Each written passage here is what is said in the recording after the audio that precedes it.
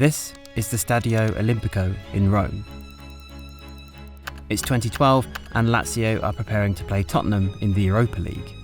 The main attraction, however, is this man, Paul Gascoigne.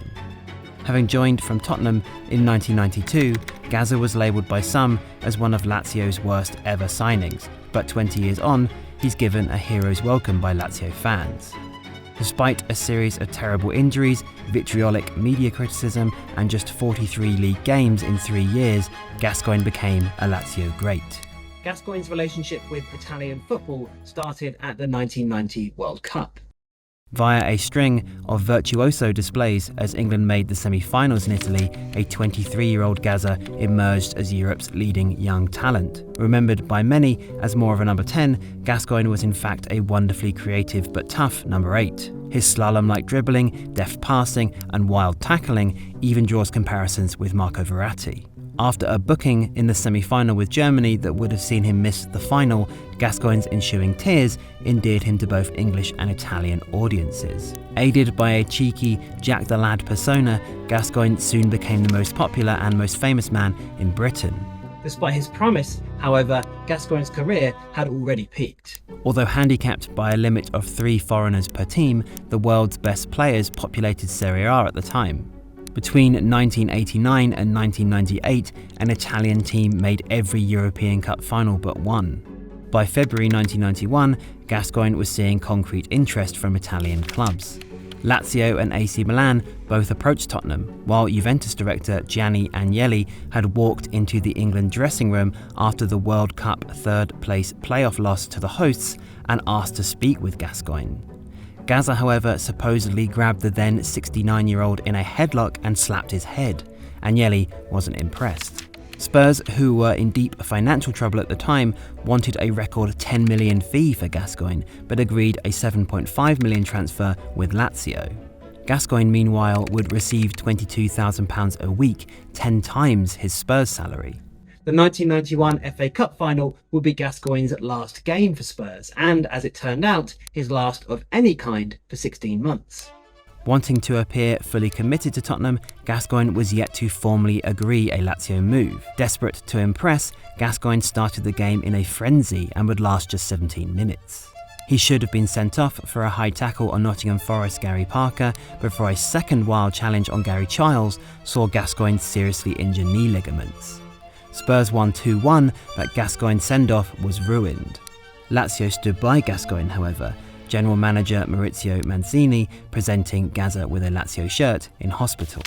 But with no written agreement, Lazio were able to renegotiate the fee down to $5.5 million plus bonuses.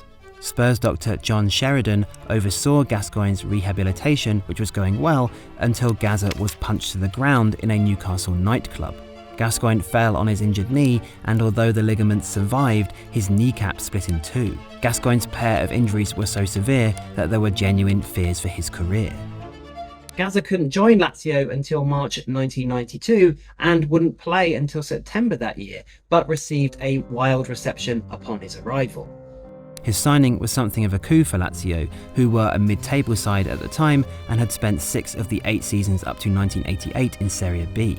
However, Lazio were improving under new owner Sergio Cragnotti, who heavily invested in players. Dutch international Aaron Winter, Croatian striker Alan Boksic and Argentina defender Jose Chamot would join in the next 2 seasons, as would a host of Italian internationals such as striker Beppe Signori and midfielders Roberto Di Matteo and Diego Fuser. Gascoigne, meanwhile, quickly became a fan favourite. He conducted his opening press conference wearing a flat cap bearing the name of a Lazio ultra group and would battle his way through games, his passion impressing supporters. Gascoigne's first Lazio goal, a late-headed Rome derby equaliser in November, would become legendary, as would his mazy dribble to open the scoring at Pescara a week later. Cragnotti insisted Gazza's popularity added 10,000 more season ticket sales. Although injuries were still troublesome, Gazza helped Lazio finish 5th in 1993 in a solid first season. But, as was often true of Gascoigne's career, that initial promise remained unfulfilled. Constant press intrusion damaged the player's already fragile mental health, and an angry Gascoigne punched 2 reporters for getting too close while his alcoholism worsened. Incessant media reports, whether they were true, half-true or false, would also frustrate Cragnotti and Lazio coach Dino Zoff. Gascoigne's characteristic mischief-making often didn't help the situation or his relationships at the club. Some of Gazza's japes could be classed as just pranks. He once put a live snake in Di Matteo's pocket as a joke, dived into a lobster tank at a restaurant to pick out his meal after struggling to communicate with waiters, and came down from his hotel room completely naked after Zoff demanded his presence immediately. Others, however, antagonised those around him. Gascoigne presented teammates with English phrasebooks on his first day, turned up in a Santa outfit for the visit of FIFA president Sepp Blatter, introducing himself as St. Nicholas, much to the club's embarrassment, and made lurid comments about Cragnotti's daughter. Gascoigne's biggest misstep, however, came in January 1993, when, having been told not to answer reporters' questions, he burped into a microphone on Italian television before a game with Juventus. The belch resulted in media outrage, a £9,000 club fine, and Cragnotti's ire, who would later describe the player as uncontrollable. Gascoigne's home life was also a mess. Girlfriend Cheryl and the children were also hounded by the press, while the couple's relationship faltered. Gascoigne later admitted to domestic abuse against Cheryl. Gascoigne struggled with an obsessive personality and a lack of mature guidance. Zoff, for example, has said he could drink as much as he liked as long as he played well. In his book on Gascoigne's time in Italy, Daniel Story points out that Gazza didn't enter rehab until 1998. The absence of his confidant and informal minder Glenn Roeder exacerbated the situation. The future West Ham and Norwich manager became close friends with Gazza at Newcastle and had been scheduled to join Gascoigne in Rome as a coach, helping to keep the player out of trouble. Roeder, however, cancelled his move after Gascoigne's nightclub injury, feeling let down after Gazza promised to keep a low profile. Gascoigne's fitness issues also worsened in his second season, missing 10 of Lazio's first 14 league matches. Despite a superb display in a 3-1 win over Juventus in December 1993, as Lazio improved to finish 4th in Serie A, Gascoigne's Lazio career would soon be effectively over. Upset at criticism from teammates for lax defending during a hard-fought April 1994 training game, Gascoigne charged into a tackle with a young Alessandro Nesta. As at Wembley, Gazza came off worse, however, breaking his tibia and fibia, resulting in another full year on the sidelines.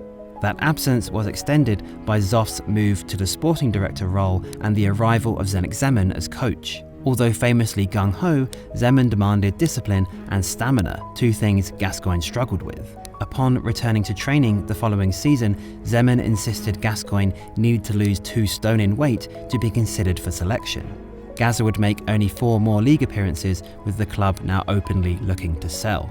Chamot's arrival with Zeman from Foggia also didn't help, taking the 3rd foreigner spot alongside Winter and Boksic. Lazio would finish second as Serie A's top scorers in Gascoigne's absence. Scottish club Rangers eventually beat Chelsea and Aston Villa to Gascoigne's signature in July 1995, even if Gazza initially rejected the deal, mistaking Rangers to mean London club Queen's Park Rangers.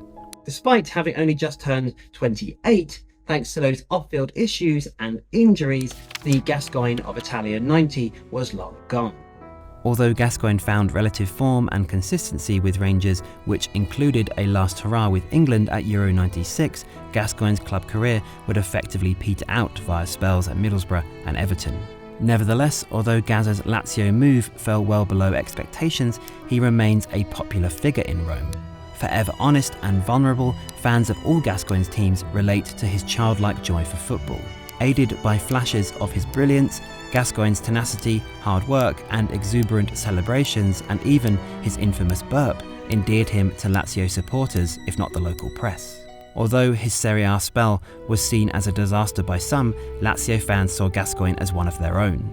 On-pitch heroics may have been rare in Rome, but his passion, his skill, and even his mischief mean Gascoigne remains a Lazio cult hero.